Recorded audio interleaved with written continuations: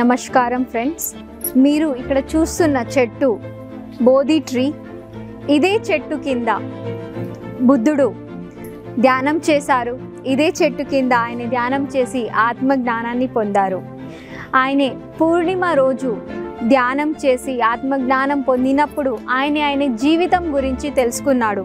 అసలు ఈ జీవితం ఏంటి, దేనికోసం ఈ భూమి మీద వచ్చాను, జీవితంలో దుఃఖాలు ఏంటి, మనిషి జీవితాన్ని నుంచి దుఃఖాలు పోవాలంటే దాని మార్గం ఏంటిది, అవన్నీ ఆయన ఆనాపానసతి ధ్యానం చేసి తెలుసుకున్నారు. మై డియర్ ఫ్రెండ్స్, ఇలాంటి ప్లేస్లో మనం ధ్యానం చేయడం ఒక గొప్ప విషయం. అందుకోసమే మేము బుద్ధగయ బిహార్లో 6 to 8 సెప్టెంబర్ 2024 అప్పుడు మనం ధ్యాన కార్యక్రమంని చేస్తున్నాము మహాబోధి ఇంటర్నేషనల్ కన్వెన్షన్ సెంటర్లో.